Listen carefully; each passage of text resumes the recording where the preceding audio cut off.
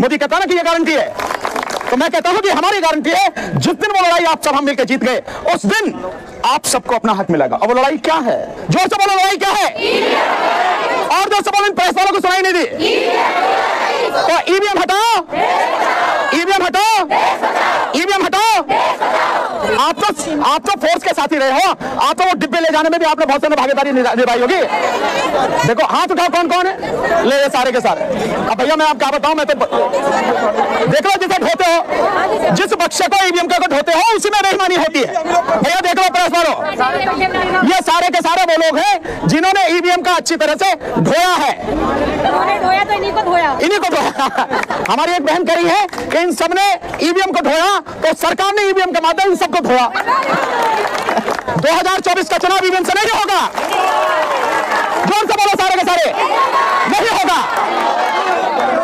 चुनाव कैसे होगा 2024? बैलेट पेपर से। जोर से बोलो, चुनाव कैसे होगा?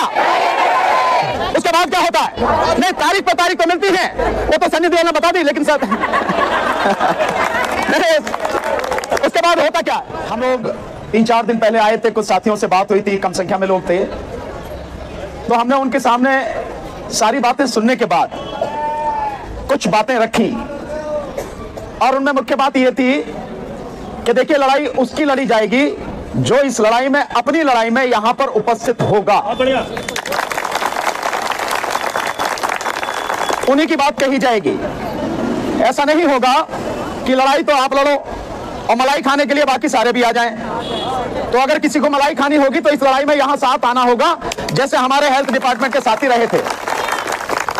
आप जितने भी साथी हैं, आपके पास जो भी कैमरा है, अगर फेसबुक लाइव कर सकते हैं, रिकॉर्ड कर सकते हैं, ये कर लीजिए, ताकि आपके जो तमाम साथी हैं, जो 10,792 साथी हैं, 10,792 साथियों को ही पक्की नौकरी मिलेगी और वो सारे बेनिफिट आपको मिलेंगे जिसके आप हकदार हैं। वो किसी का कोई मेहरबानी नहीं है, हक है आपका, लेकिन मिलेगी तभी जब 10,792 यहां होंगे।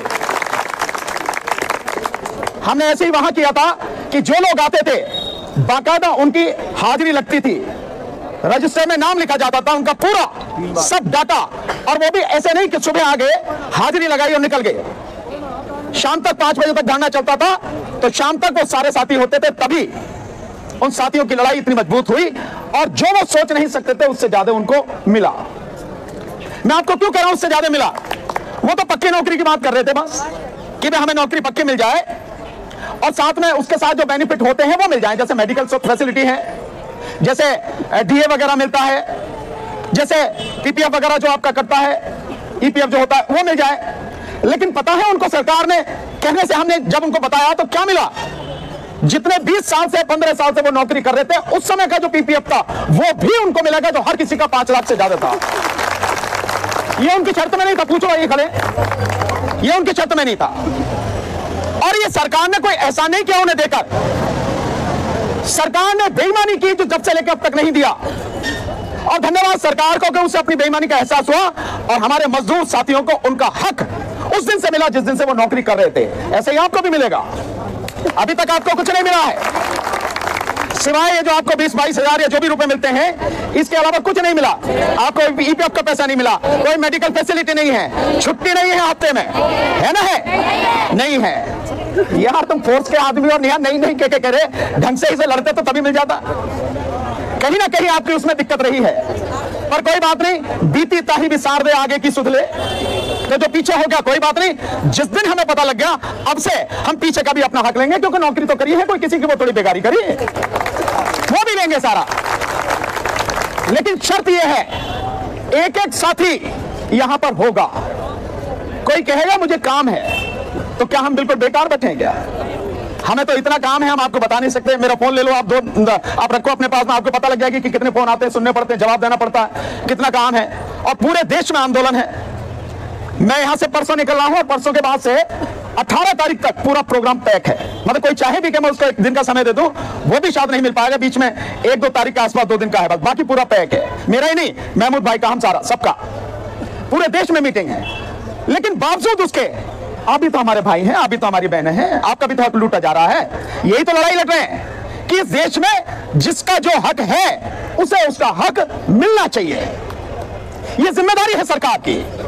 क्योंकि सरकार क्या है, आपकी बनाई हुई है। देश के संविधान की जो बात महमूद भाई ने कही है वो यूं ही नहीं कह रहे कि मालिक आप हैं, आप ही मालिक हैं। देश का संविधान पढ़ा तो पहली लाइन क्या है संविधान की? We the people of India, हम भारत के लोग। कौन है? आप सारे के सारे हो ना, हम सब हैं भारत के लोग। तो मालिक कौन है? हम मालिक हैं। लेकिन दिक्कत यह है कि जो हमारे नौकर हैं हम उनको मालिक समझ बैठे हैं और उनके सामने झुकते हैं, जबकि झुकना होना चाहिए। पब्लिक सर्वेंट शब्द सुना है? क्या है पब्लिक सर्वेंट? आप भी इसी में रहे तो आप भी वही है ना। अगर नौकरी करेंगे तो आप भी वही हैं। सो पब्लिक सर्वेंट हर किसी के लिए है, चाहे मंत्री हो, मुख्यमंत्री हो, प्रधानमंत्री हो, कोई भी हो, जितने भी अधिकारी हैं, they all are public servant. Public माने जनता, सर्वेंट माने नौकर, जनता के नौकर।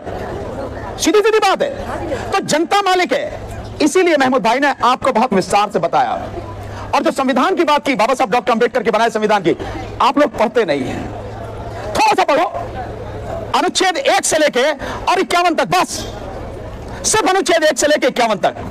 जिस दिन आपने ये पढ़ लिया, आप समझ लो कि आपने संविधान पूरा पढ़ लिया। उसमें आपके हक हैं, उसमें आपके अधिकार हैं, जिन्हें मौलिक अधिकार बोलते हैं, जो अनुच्छेद 13 से लेके अनुच्छेद 35 तक है। और उसके बाद में सरकार की क्या जिम्मेदारी है, सरकार को क्या काम करना है, किस तरह की सरकार होनी चाहिए, उसमें बाकायदा लिखा है। तो अनुच्छेद 36 से लेके अनुच्छेद 51 तक सब सरकार को आपके लिए क्या करना है, अपने लिए नहीं, लेकिन वो अपने लिए सारा करते हैं, आपके लिए नहीं करते। 10,700, आप सारे के सारे, आपके पास में कैलकुलेटर है ना, ये मोबाइल जो, कैलकुलेट करके लगाना। अगर आप सारे लोगों को 10,792 लोगों को सरकार अगर 40,000 रुपए सैलरी देती है तो मात्र 525 करोड़ रुपए एक साल में आप पे खर्च होता है। मात्र 525 करोड़। सरकार की इनकम कितनी है दिल्ली में? सरकार की इनकम 60,000 करोड़ से ज्यादा की है। 60,000 करोड़ से ज्यादा की। कैसी इनकम?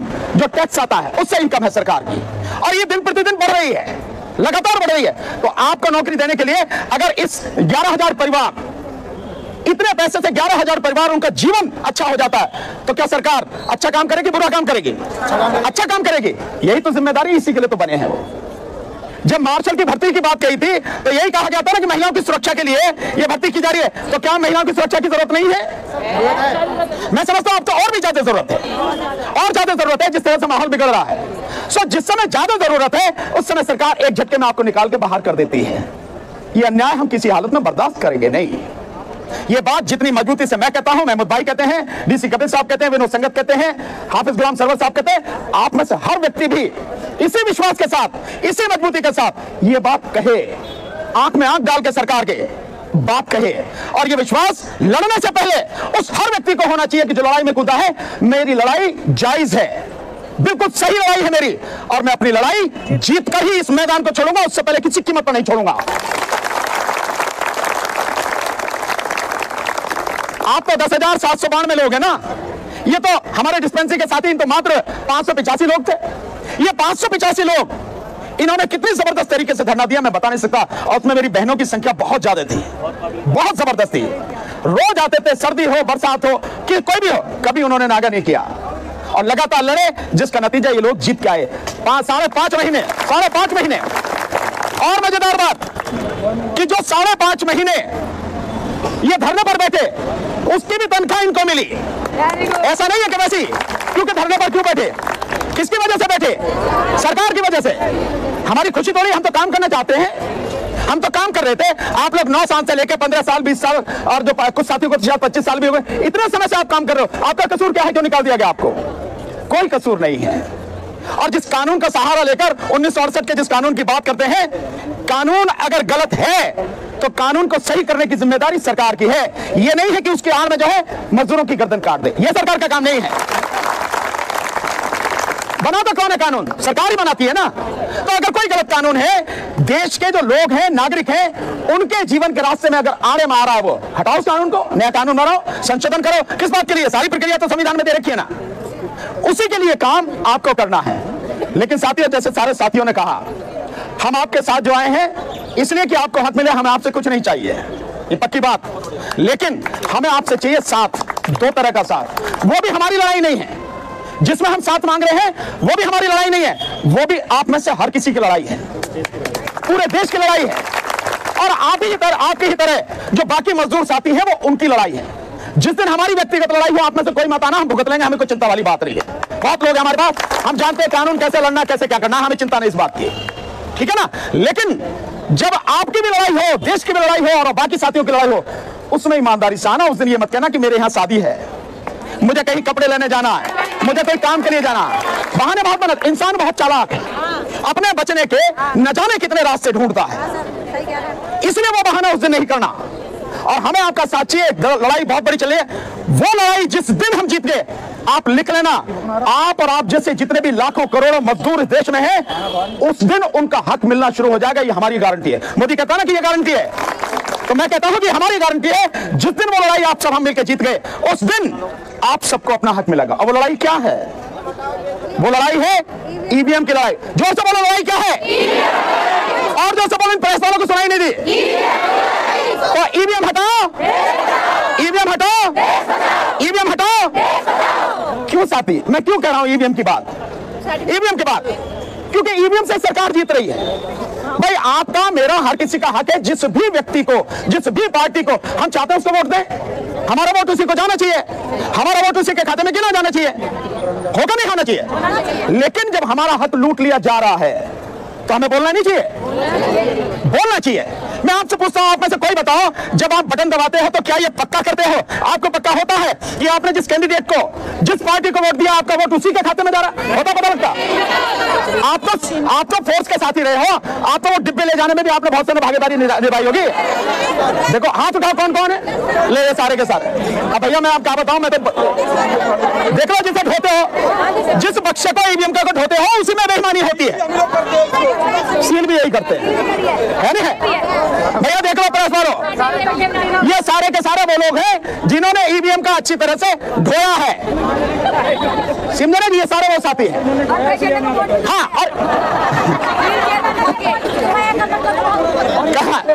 और हम देखो इन्होंने धोया है, लेकिन ये नहीं समझ पाए कि जिसे धोके ले जाओ उसमें वोट किसको जा रही है नहीं है? इन्होंने धोया तो इन्हीं को धोया, इन्हीं को धोया। हमारी एक बहन कह रही है कि इन सबने ईवीएम को धोया, तो सरकार ने ईवीएम के माध्यम इन सबको धोया। धोया नहीं धोया? लेकिन अब सरकार की धुलाई बंद, अब सरकार की धुलाई होगी, आपकी नहीं होगी। ये सरकार को समझ जाना चाहिए। इसीलिए हम इस देश से पूरी तरह से ईवीएम का खात्मा इसी बार करेंगे। इसी बार 2024 का चुनाव ईवीएम से नहीं होगा। जोर से बोलो सारे के सारे, नहीं होगा।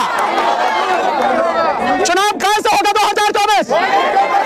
बैलेट पेपर से। जोर से बोलो, चुनाव कैसे होगा? बैलेट पेपर से, जिसमें आपको भी पता है, मुझे भी पता है, आपको पता है कि हम जिस कैंडिडेट को और जिस पार्टी को वोट देना चाह रहे हैं, हमारा वोट उसी को जाएगा। हारे जीते आगे की बात है, पर हमारे साथ न्याय होना चाहिए। हम अपने साथ छलकपट नहीं होने देंगे। इसलिए ये सारी की सारी, हमारे पास बहुत आंकड़े आपको धीरे धीरे बताएंगे इस ईवीएम की लड़ाई में। बस इतना ही चाहिए आपसे, दो काम।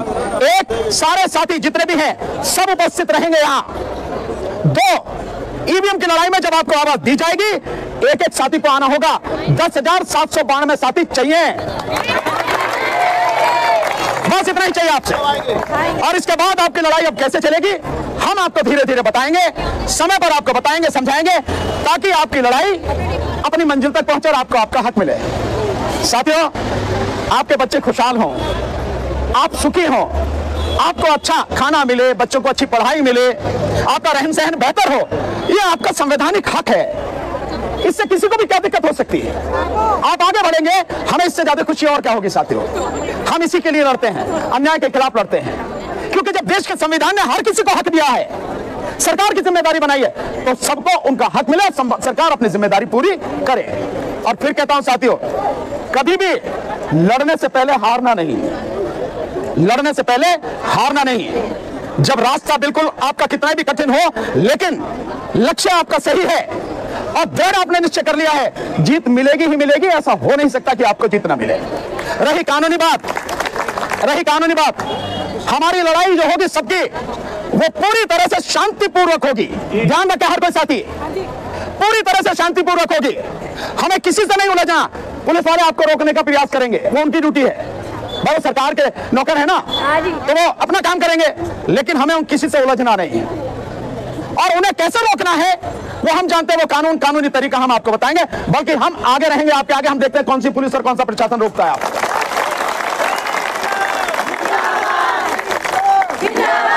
लेकिन पूरी तरह से आंदोलन शांतिपूर्वक तरीके से होगा। किसी को गाली नहीं दी जाएगी, किसी को अपशब्द नहीं बोले जाएंगे, किसी को थप्पड़ लाठी डंडा कुछ नहीं मारा जाएगा। पूरी तरह शांतिपूर्वक तरीके से, संवैधानिक तरीके से, लोकतांत्रिक तरीके से हमारी लड़ाई होगी साथियों। और जितना हम शांत होंगे हमारी लड़ाई उतनी ही मजबूत होगी साथियों। ये सारी चीजें हमें ध्यान रखनी है साथियों, और इसी तरह से लड़ते हुए चलना है। मुझे नहीं लगता कि हमें अब बहुत ज्यादा आगे लड़ना पड़ेगा।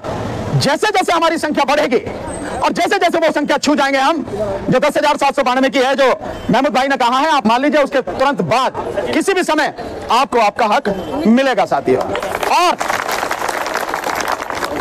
और कोई भी साथी आपके बीच में अगर ये कहता है आओ मैं सरकार से बात कराता हूं, समझ लेना वो गद्दार है। कोई ये साथी आपके बीच में ये कहे अरे यहां क्या मिलेगा, चल अदालत चल।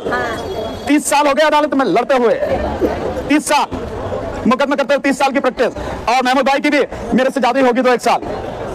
इतने साल हो गए अदालतों से किसी को कुछ नहीं मिला, और जो कहता है कि अदालत से मिलेगा चल अदालत, मान लेना कि वो भी गद्दार है। बता रहा हूं मैं आपको। मैं इसका कारण बताता हूं आपको, शांत देखिए। आप एक मिनट मेरी बात पूरी होने दे, मेरी बात सुनिए पहले मेरी बात सुनिए आप। देखिए मैं जो इतनी सी बात पे खलबली है, अभी तो बहुत कुछ होना बाकी है। मैं क्यों कह रहा हूं ये बात, मैं बात क्यों कह रहा हूं, मेरी बात को समझो। आप गलत हो तो आप कहो कि आप गलत कह रहे हैं।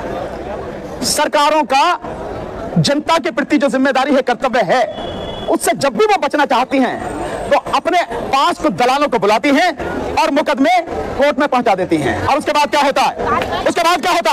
नहीं, तारीख पर तारीख तो मिलती है, वो तो संजय देओल ने बता दी, लेकिन सर नहीं, उसके बाद होता क्या है? जैसे ही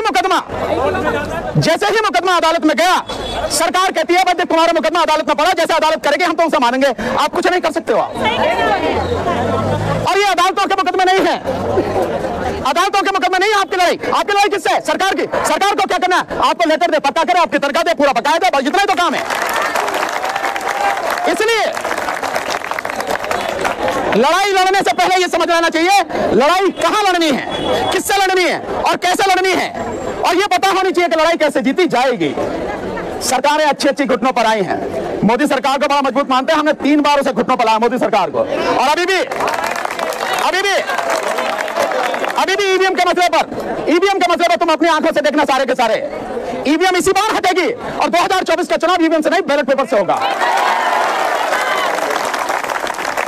जो सीएनआरसी का मसला था, सीएनआरसी के मसले पर सरकार घुटनों पर आई, आज तक लागू नहीं कर सकी। बताओ झूठ है क्या? सच है ना? सच। किसानों का आंदोलन 13 महीने उनके साथ खड़े हुए थे, अब फिर आ रहे हैं किसान, उनके साथ खड़े हैं अभी भी हम। घुटनों पर आई नहीं आई सरकार, 750 लोगों का बलिदान हुआ, लेकिन आई घुटनों पर। और एक कानून सुप्रीम कोर्ट ने भी वो कानून को बदल दिया था, सरकार ने भी बदल दिया था। लोग सड़कों पर आए, 15 लोगों की जान गई, लेकिन उसके बाद में सरकार भी झुकी और सुप्रीम कोर्ट भी झुकी। ये सारी चीजें हैं, आपको घबराने की जरूरत नहीं है, अपने में विश्वास पैदा रखने की जरूरत है। महमूद भाई ने जो आपको बताया ना, मालिक और नौकर वाली, आप अपने आप को पहले ये अपने अंदर से कहो कि हाँ मैं मालिक हूं, वो जो बैठा है नौकर है मेरा। आप नमक भी खरीदते हो तो टैक्स देते हो, आप कपड़ा खरीदते हो तो टैक्स देते हो, आप दूध खरीदते हो तो टैक्स देते हो, आप दाल खरीदते हो तो टैक्स देते हो, साबुन खरीदते हो तो टैक्स देते हो, आप जो कुछ भी खरीदते हो हर चीज पर टैक्स देते हो। और ये सरकार तो इतनी निकम्मी है कि बच्चों की पेन और कॉपी पर भी टैक्स ले रही है नहीं है? तो जब हमारा ही पैसा है तो हमारा पैसा हमें मिलेगा और इसे हम लेकर रहेंगे। बस इतनी बात के साथ विश्वास रखिए, हर पल आपके साथ में है, बहुत दूर नहीं है। जब भी आवाज दोगे घंटे भर में यही होंगे, चाहे कोई भी हो। हर तरह से आपकी लड़ाई मजबूती से लड़ी जाएगी, और अब जीतने के लिए वो खुशी जो सबको मिलनी चाहिए उसकी आशा लेकर मजबूती से लड़ो। बस इतना ही कहना है। आप सभी ने मेरी बात ध्यान से सुनी, सभी ने ईवीएम पर साथ देने का वादा किया। आप सभी का बहुत बहुत धन्यवाद, और सभी को मेरा नमो बुद्धाय, जय भीम, आदाब, सत श्री अकाल, नमस्कार।